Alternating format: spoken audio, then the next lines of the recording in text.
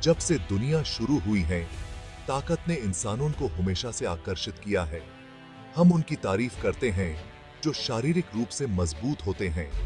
हम उनकी कहानियां सुनते हैं। हम खुद भी ऐसी ताकत की तमन्ना करते हैं। पुराने समय में ताकत सिर्फ एक अच्छी गुणवत्ता नहीं थी, ये जीने के लिए जरूरी थी। स्ट्रॉन्ग लोग कमजोरों की रक्षा करते थे, वो दुश्मनों से लड़ते थे, वो अपने लोगों की रक्षा करते थे।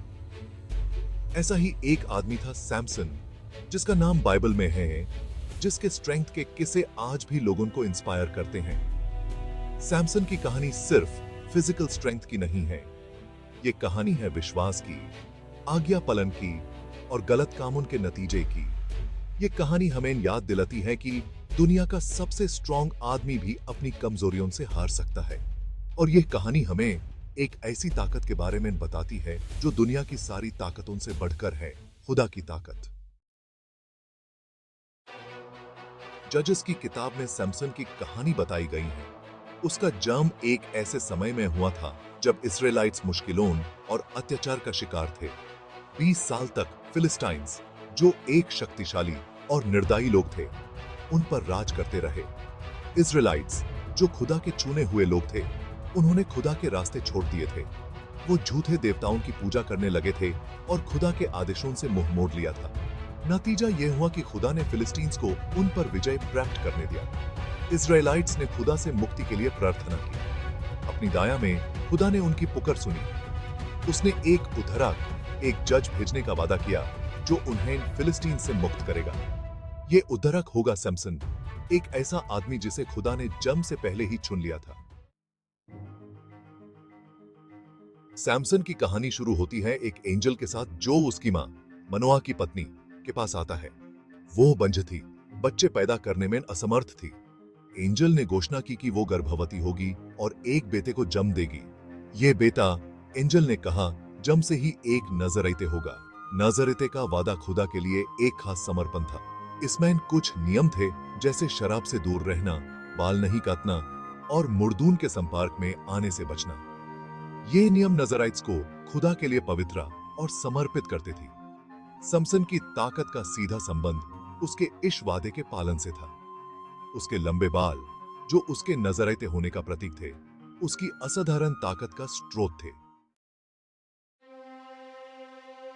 जैसे जैसे समसोन बादा होता गया, वैसे वैसे उसकी ताकत भी बढ़ती गई। खुदा का आत्मा उसके अंदर जागृत होने लगा, उसे आगे के काम के लिए तैयार कर रहा था। एक दिन तिम्ना जाते हुए सैमसन का सामना एक जवान शेर से हो गया।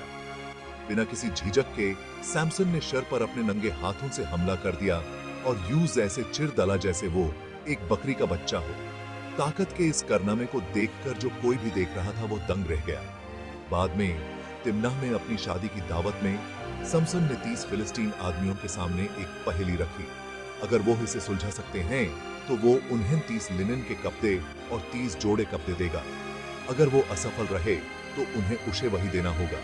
पहेली, जो शेर के साथ उसकी मुलाकात से प्रेरित थी, फिलिस्तीन्स के लिए बहुत मुश्किल साबित हुई। इसे सुलझाने के उनके प्रयासों ने सैमसन को संघर्ष में डाल दिया और उसकी असाधारण ताकत का पता चला। 5वां पार्ट, एक पत्नी और एक राज।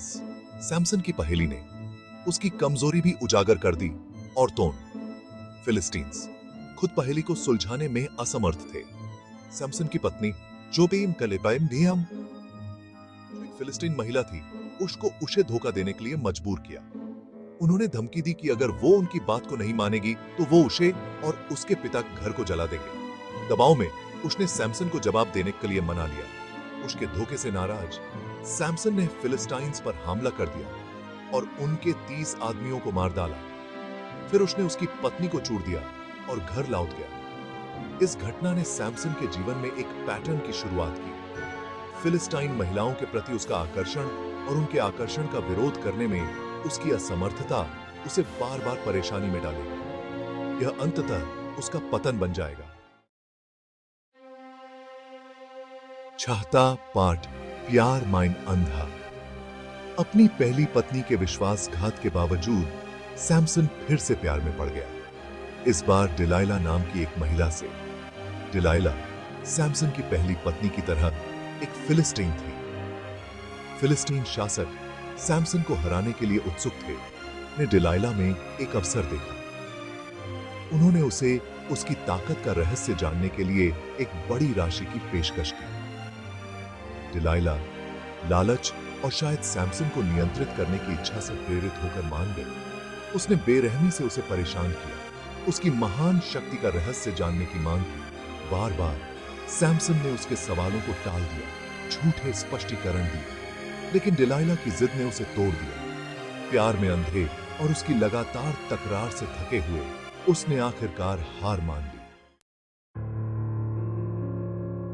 सैमसन ने अपना रहस्य डिलाइला के सामने कबूल कर लिया। उसने बताया कि उसकी ताकत उसके बालों में है, जिसे उसके नाज़राइट व्रत के कारण कभी नहीं काटा गया था। अगर उसके बाल मुंडवा दिए गए तो वह किसी भी अन्य व्यक्ति की तरह कमजोर हो जाएगा। सैमसन के रहस्य को जानकर डिलाइला ने उसे धोखा दिया। उसने उसे अपनी गोद में सुला दिया, फिर एक फिलिस्टीन आदमी को बुलाया और उसके 7 बालों को मुंडवा दिया। जब सैमसन जगा तो उसने महसूस किया कि उसकी ताकत चली गई है। फिलिस्टाइंस ने उसे आसानी से पकड़ लिया, उसे बंदी बना लिया और उसकी आंखें फोड़ दी। उन्होंने उसे जंजीरों में जकड़ लिया और उसे अपनी राजधानी गाजा ले गए। गाजा में फिलिस्टाइंस ने सैमसन को जेल में चक्की पीसने के लिए मजबूर किया, जो उसके कद के आदमी के लिए एक अपमानजनक काम था। अंधे और कैद सैमसन ने अपनी अवज्ञा के लिए भारी कीमत चुकाई थी। उसकी शारीरिक शक्ति, जो कभी उसकी सबसे बड़ी संपत्ति थी, चली गई थी। वह अपनी पूर्व छाया, अपने दुश्मनों का कैदी था। फिर भी उसके सबसे अंधेरे घंटे में भी आशा की एक किरण बाकी थी। सैमसन के बाल हालांकि कटे हुए थे, फिर से बढ़ने लगे और इसके साथ ही मुक्ति की उम्मीद की एक किरण। हालांकि फिलिस्टाइंस इस महत्वपूर्ण विवरण से बेखबर रहे। उनका मानना था कि उन्होंने अपने दुश्मन को स्थायी रूप से अपने अधीन कर लिया है। उन्हें इस बात का अंदाजा नहीं था कि वे एक खतरनाक खेल खेल रहे हैं, एक ऐसी ताकत के साथ खिलवाड़ कर रहे हैं जिसे वे पूरी तरह से नहीं समझते थे। एक दिन फिलिस्टाइन शासकों ने अपने देवता डैगन के मंदिर में एक महान उत्सव का आयोजन किया। वे सैमसन को जेल से अपना मनोरंजन करने के लिए बाहर लाए। मंदिर लोगों से खचाखच भरा हुआ था, अपनी जीत का जश्न मना रहा था। सैमसन एक लड़के के नेतृत्व में मंदिर को सहारा देने वाले 2 केंद्रीय स्तंभों के बीच खड़ा था। उसने चुपचाप खुदा से प्रार्थना की, आखिरी बार ताकत मांगी। फिर अपनी सारी शक्ति के साथ सैमसन ने खंभों के खिलाफ धक्का दिया। मंदिर की दीवारें ढह गईं, जिससे सैमसन और हजारों पलिश्ती टनों मलबे के नीचे दब गए। अपनी मृत्यु में सैमसन ने जीवन में जितनी भी जीत हासिल की थी, उससे कहीं बड़ी जीत हासिल की। उसने पलिश्तियों पर एक विनाशकारी प्रहार किया था, जिससे इस्राएलियों पर उनकी पकड़ कमजोर हो गई थी। सैमसन की कहानी एक विरोधाभास है। वह अविश्वसनीय शारीरिक शक्ति वाला व्यक्ति था, फिर भी व्यक्तिगत कमजोरियों से ग्रस्त था।